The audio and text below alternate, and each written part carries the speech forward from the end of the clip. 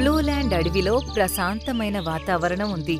అడవిలో ఉన్న జంతువులన్నీ చాలా సంతోషంగా ఉన్నాయి. నీలం రంగు పిచ్చుక దాని భర్తతో కలిసి దాని గూటిలో కూర్చుని ఉంది.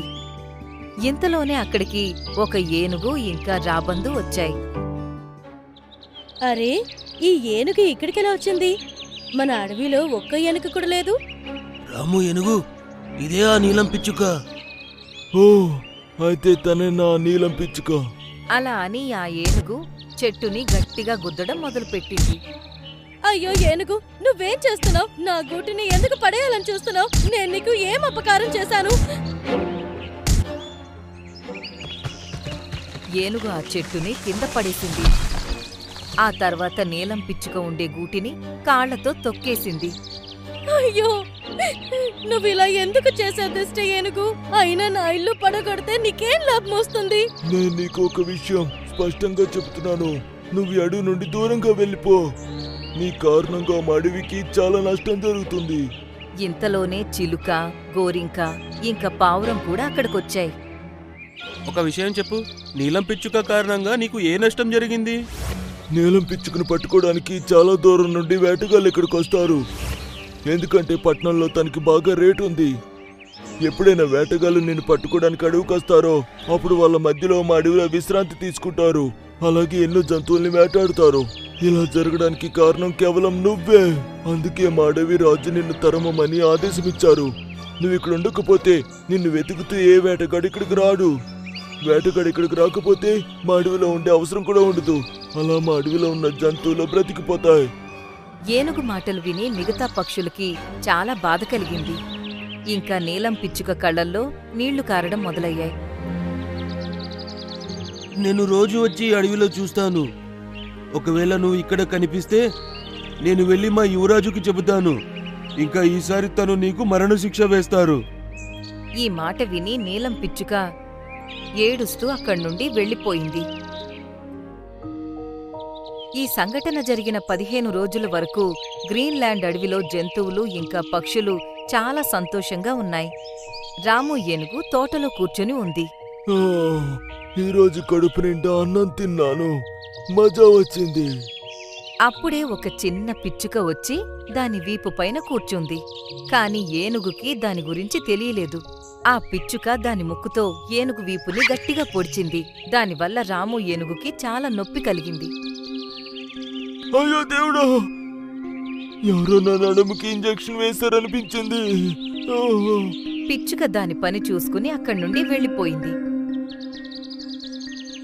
కాసేపటి తర్వాత ఒక ఎలుగుబంటి అక్కడ్నుండి వెళుతూ ఉండగా రాము ఏనుగు గట్టిగా ఏడవడం చూసి పరిగెత్తుకుంటూ దాని దగ్గరకు వెళ్ళింది.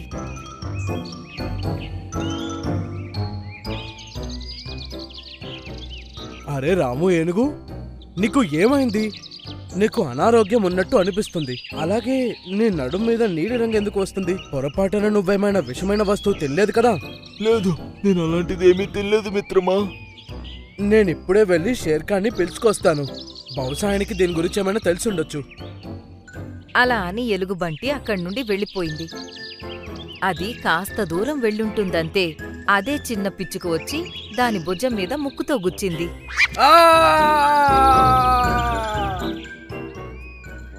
ఆ తర్వాత ఎలుగుబంటికి కళ్ళు తిరగడం మొదలైంది. నా కళ్ళు తిరుగుతున్నాయి. ఇంకా ఎలుగుబంటి భుజం కూడా నీలం రంగులోకి మారడం మొదలయ్యింది. అలాగే దానికి నీరసంగా అనిపించింది. కాసేపటి తర్వాత జిరాఫీ చెరువులో నీళ్లు తాగి తిరిగి దాని ఇంటికి వెళుతూ ఉండగా దానిపైన కూడా ఆ చిన్న పిచ్చుక కూర్చుని దాని మెడ మీద కూడా పొడిచింది. ఇంకా నెమ్మదిగా నల్ల చిరుతపులి, జింక ఇంకా రాబందు కూడా అనారోగ్యానికి గురయ్యాయి. అలాగే మిగతా జంతువులన్నీ భయంతో వణికిపోయాయి. అడవికి రాజైన షేర్ఖాన్కి ఈ విషయం గురించి తెలిసిన వెంటనే అనారోగ్యంతో బాధపడుతున్న అన్నింటినీ షేర్ఖాన్ ముందు నిల్చోబెట్టాయి. జంతువులన్నీ అలా అనారోగ్యంతో బాధపడ్డం చూసి తనకి కూడా బాధ కలిగింది. ఈ అడవికి రాజైనప్పటికీ నేనేమీ చేయలేకపోతున్నాను. ఒకవేళ నేను వెంటనే ఈ అనారోగ్యానికి చికిత్స కనిపెట్టలేకపోతే నా అడవిలో ఉన్న జంతువులన్నీ అంతమైపోతాయి. ఆ తర్వాత నేను ప్రాణాలతో ఉన్న లాభం లేదు. ఈ జంతువులన్నిటినీ ఈ రోజు నుండి చాలా జాగ్రత్తగా చూసుకోండి. అంతేకాదు మన అడవిలోకి ప్రవేశించే ప్రతి మనిషిని ఇంకా జంతువును కూడా జాగ్రత్తగా పరిశీలించాలి. నాకెందుకో ఇదేదైనా వ్యాధి అయి ఉండొచ్చు, లేదా ఎవరైనా కుట్ర పనితో ఉండొచ్చు అనిపిస్తోంది.